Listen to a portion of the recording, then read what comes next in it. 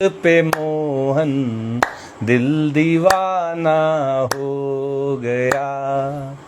सांवरी सूरत पे मोहन दिल दीवाना हो गया। दिल दीवाना हो गया मेरा, दिल दीवाना हो गया। दिल दीवाना हो गया मेरा, दिल दीवाना हो गया। सांवरी सूरत पे मोहन दिल दीवाना हो गया। सांवरी सूरत पे मोहन दिल दीवाना हो गया। जय श्री कृष्णा। आज की श्रीमद् भागवत कथा में आप सबका स्वागत है। श्री सुखदेव जी महाराज श्रीमद् भागवत के द्वितीय स्कंद के इस दूसरे अध्याय में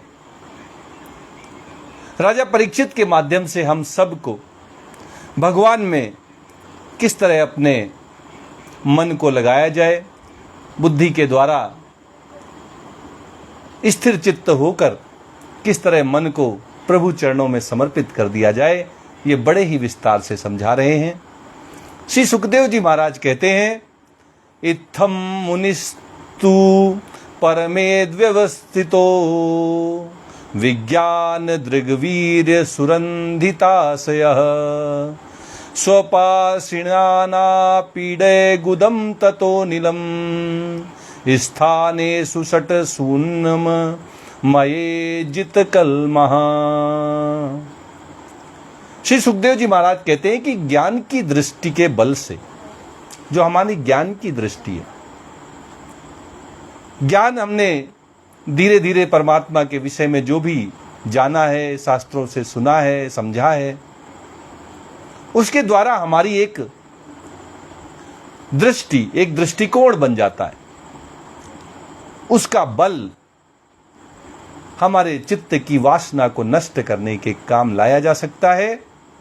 ज्ञान की दृष्टि के इस बल से चित्त की वासना को नष्ट किया जा सकता है। जिस योगी ने अपनी ज्ञान की दृष्टि के बल से चित्त की वासना को नष्ट कर दिया है, उस ब्रह्मनिष्ठ योगी को इस प्रकार अपने शरीर का त्याग करना चाहिए। किस प्रकार शरीर का त्याग करना चाहिए? परमात्मा से भिन्न जो भी संसार है, संसार में जो भी उसकी इच्छाएं हैं, वासनाएं हैं, उन सब को समाप्त कर देना ही इस संसार का त्याग कर देना है। और जब संसार का त्याग हो जाए, सब जगह परमात्मा ही परमात्मा नजर आए, संसार में जिस चीज पर भी नजर जाए उसके पीछे भगवान ही आधार हैं, उसकी उत्पत्ति का स्रोत हैं, इसलिए प्रत्यक्ष या अप्रत्यक्ष रूप से भगवान ही दिखाई देने लगे, संसार कहीं रह ही ना जाए, उसकी स्वतंत्र सत्ता मिट जाए। इस स्थिति को जो प्राप्त हो जाते हैं वे ब्रह्मनिष्ठ योगी कहलाते हैं, हमेशा ब्रह्म में ही स्थित रहते हैं। और जब उन ब्रह्मनिष्ठ योगियों के शरीर त्याग का समय आता है तो सबसे पहले वे एड़ी से अपनी गुदा को दबाकर स्थिर हो जाया करते हैं। तब बिना घबराहट के प्राणवायु को षट चक्र भेदन की रीति से ऊपर की ओर ले जाते हैं, प्राणों को ऊपर की तरफ ले जाते हैं और अंत में वे अपने ब्रह्मरंध्र से प्राणों का त्याग कर देते हैं। इसके लिए जो पहली स्थिति है, जो पहला पावदान है, उसके विषय में श्री सुखदेव जी महाराज बता रहे हैं कि अपनी एड़ी से अपनी गुदा को दबाकर स्थिर होकर बैठ जाते हैं और फिर षट चक्र भेदन की जो रीति है, जिससे प्राणवायु गुदा से ऊपर की तरफ उठती है, या यूं कहें योगी अपनी प्राणवायु को नियंत्रित करके मूल से शिखर की ओर ले जाते हैं, उस षट चक्र भेदन की रीति से वो प्राण को ऊपर की ओर उठाते हैं। नाभ्याम स्थितम हृदय धीरोप्य तस्मा दुदानगत्यो रसितं नयेन्मुनिः ततोऽनुसन्धाय धिया मनस्वी स्वतालुमूलं सनकैर्नयेत्। मनस्वी योगी को चाहिए कि नाभि चक्र मणिपूरक में स्थित वायु को हृदय चक्र अनाहत में, वहां से उदान वायु के द्वारा वक्ष स्थल के ऊपर विशुद्ध चक्र में, फिर उस वायु को धीरे धीरे तालु मूल में विशुद्ध चक्र के अग्रभाग में, इस तरह वह ऊपर की ओर ले जाए। गुदा से ऊपर उठाकर नाभि चक्र मणिपूरक में, मणिपूरक से हृदय चक्र में अनाहत में, वहां से वक्ष स्थल के ऊपर विशुद्ध चक्र में, और फिर तालु का जो मूल है वहां पर अपनी वायु को, प्राण वायु को धीरे धीरे इस तरह ऊपर चढ़ाते हुए योगी लाते हैं। तस्माद् भ्रुवोरन्तरमुनन्येत निरुद्ध सप्ताय तनोनपेक्षः स्थित्वा मुहूर्तार्धर्म कुंठ दृष्टिर निर्भिद्य मूर्धन विसृजेत परम गतः। श्री सुखदेव जी महाराज कहते हैं कि जब गुदा से लेकर धीरे धीरे तालु के मूल तक प्राणवायु को चढ़ाकर ले आए, उसके बाद दोनों आंखें, दोनों कान, दोनों नाक के छिद्र और मुख, इन सातों छिद्रों को रोक ले। उस तालु मूल में स्थित वायु को भौहों के बीच आज्ञा चक्र में ले जाए। यदि किसी लोक में जाने की इच्छा ना हो तो आधी घड़ी तक उस वायु को वहीं रोककर स्थिर लक्ष्य के साथ उसे सहस्त्रार में ले जाकर परमात्मा में स्थित हो जाए। प्राणवायु ऊर्ध्वगामी, यही योगियों ने मार्ग बताया है। गुदा से ले जाकर धीरे धीरे उसको नाभि चक्र में, मणिपूरक में, फिर हृदय अनाहत में, फिर इसके बाद वक्ष स्थल से होते हुए, तालु के मूल से होते हुए, और फिर अपनी भौहों के बीच आज्ञा चक्र में लाकर वायु को एक घड़ी तक, आधी घड़ी तक स्थिर रखा जाए, और स्थिर रख के और फिर जो हमारा सबसे ऊपर चक्र है सहस्त्रार, उसमें ले जाकर उस प्राण वायु को वहां स्थिर करके परमात्मा में ही योगी स्थित हो जाया करते हैं। इसके बाद ब्रह्मरंध्र का भेदन करके शरीर इंद्र आदि को वे छोड़ दिया करते हैं। उनकी प्राण जो हैं वो कहां से निकलते हैं? ब्रह्मरंध्र से निकलते हैं, ऊर्ध्वगामी हो जाते हैं। यदि प्रयास्यन नृप पारमेष्ठ्यम वैहाय सानामुत यद विहारम अष्टाधिपत्यम गुणसन्निवाये सहैव गच्छेन मनसेन्द्रियैश्च। श्री सुखदेव जी महाराज कहते हैं कि राजा परीक्षित, यदि योगी की इच्छा हो कि मैं ब्रह्मलोक में जाऊं, आठों सिद्धियां प्राप्त करके आकाशचारी सिद्धों के साथ विहार करूं, अथवा त्रिगुण में ब्रह्मांड के किसी भी प्रदेश में विचरण करूं, तो उसे मन और इंद्रियों के साथ ही लेकर शरीर से निकलना चाहिए। मन और इंद्रियों को साथ लेकर ही शरीर से निकलना चाहिए। ये तो बड़ी विकट बात श्री सुखदेव जी महाराज कह रहे हैं अपने मन को लेकर निकलो शरीर से, अपनी इंद्रियों को इस शरीर से लेकर सा इंद्रिय प्रस्थान करो। ये कैसे संभव? हमने तो सुना है कि जब आत्मा शरीर को छोड़ती है तो इंद्रियां यहीं रह जाती हैं, शरीर यहीं रह जाता है, आत्मा चली जाती है। लेकिन श्री सुखदेव जी तो इससे ऊपर की बात कर रहे हैं। कहते हैं कि अगर योगी के मन में इच्छा है कि मैं ब्रह्मलोक में जाऊं, किसी भी प्रकार की इच्छा शेष रह गई है, आठों सिद्धियां प्राप्त करके आकाशचारी हो जाऊं, आकाश में विचरण करने वाला बन जाऊं, मैं त्रिगुण मैं ब्रह्मांड के किसी भी प्रदेश में विचरण कर सकूं, ऐसी नारद जी जैसी शक्तियां अगर कोई योगी प्राप्त करना चाहता है तो उसके लिए श्री सुखदेव जी आदेश देते हैं कि उसे मन और इंद्रियों को साथ लेकर ही शरीर का त्याग करना चाहिए। योगेश्वराणाम गतिमाहुरंतर बहिस्त्रिलोक्या पवनान्तरात्मनां न कर्मभिस्तां गतिमाप्नुवन्ति विद्या तपो योग समाधि भाजाम। आगे श्री सुखदेव जी महाराज कहते हैं कि योगियों का शरीर वायु की भांति सूक्ष्म होता है। योगी अपने शरीर को धीरे धीरे हल्का करते जाते हैं, वायु की भांति सूक्ष्म होता जाता है उनका शरीर। उपासना, तपस्या, योग और ज्ञान का सेवन करने वाले योगियों को त्रिलोकी के बाहर और भीतर सर्वत्र स्वच्छंद रूप से विचरण करने का अधिकार होता है। ये योगियों को अधिकार है, जहां चाहें वहां स्वतंत्र रूप से आ जा सकते हैं।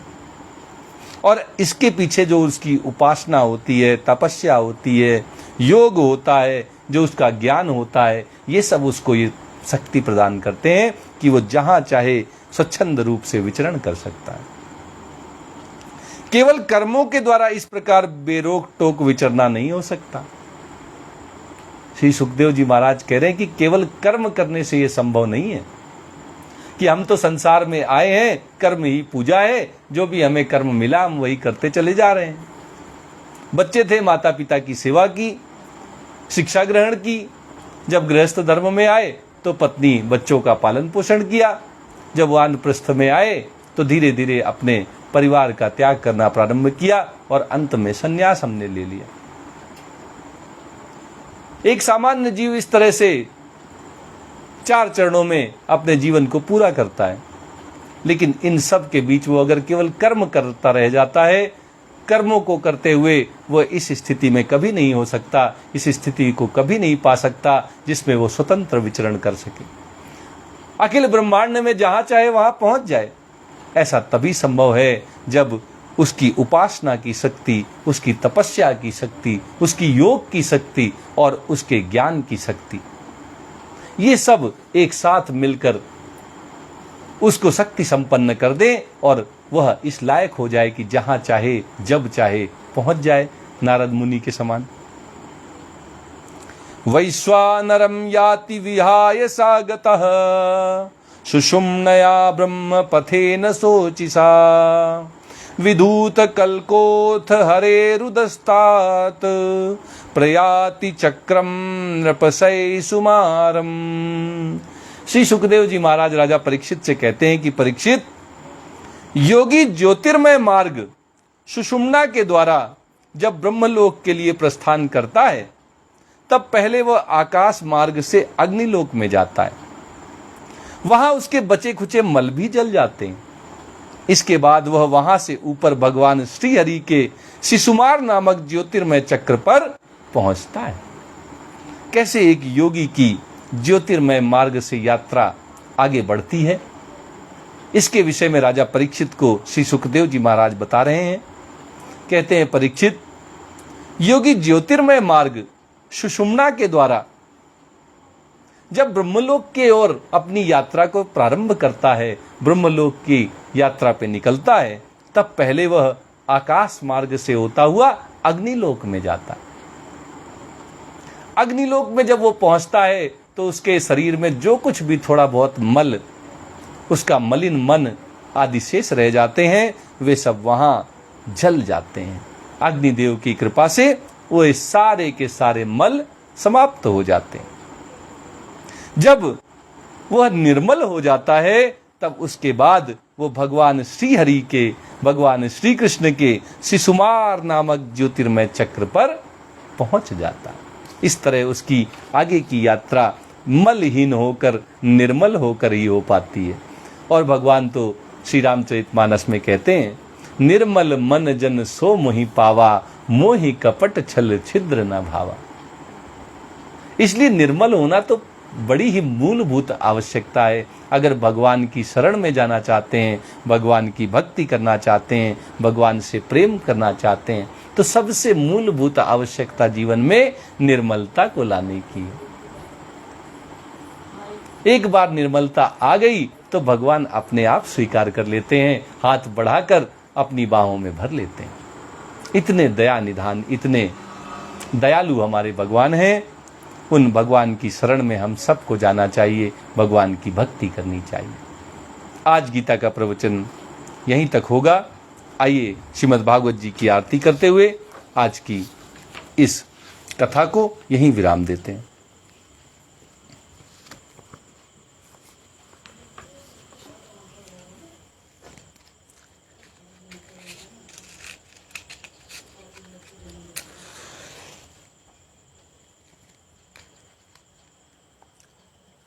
प्रेम से बोलिए वृंदावन बिहारी लाल की जय।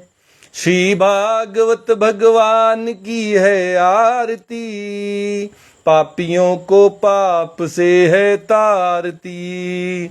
श्री भागवत भगवान की है आरती, पापियों को पाप से है तारती। ये अमर ग्रंथ, ये मुक्ति पंथ, ये पंचम वेद निराला, नव ज्योति जलाने वाला। ये अमर ग्रंथ, ये मुक्ति पंथ, ये पंचम वेद निराला, नव ज्योति जलाने वाला। हरि नाम यही, हरि धाम यही, हरि नाम यही, हरि धाम यही। यही जग मंगल की आरती, पापियों को पाप से है तारती। श्री भागवत भगवान की है आरती, पापियों को पाप से है तारती। ये शांति गीत पावन पुनीत, पापों को मिटाने वाला, हरि दरस दिखाने वाला। ये शांति गीत पावन पुनीत, पापों को मिटाने वाला, हरि दरस दिखाने वाला। ये सुख करनी ये दुख हरिणी, ये सुख करनी ये दुख हरिणी। श्री मधुसूदन की आरती, पापियों को पाप से है तारती। श्री भागवत भगवान की है आरती, पापियों को पाप से है तारती। ये मधुर बोल जग फंद खोल, सन्मार्ग दिखाने वाला, बिगड़ी को बनाने वाला। ये मधुर बोल जग फंद खोल, सन्मार्ग दिखाने वाला, बिगड़ी को बनाने वाला। श्री राम यही घनश्याम यही, श्री राम यही घनश्याम यही।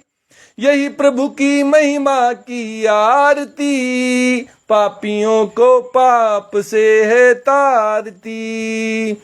श्री भागवत भगवान की है आरती, पापियों को पाप से है तारती। श्री भागवत भगवान की है आरती, पापियों को पाप से है तारती। प्रेम से बोलिए वृंदावन बिहारी लाल की जय, राधा रमण सरकार की जय, राधा वल्लभ लाल की जय। जय श्री कृष्णा, जय श्री कृष्णा।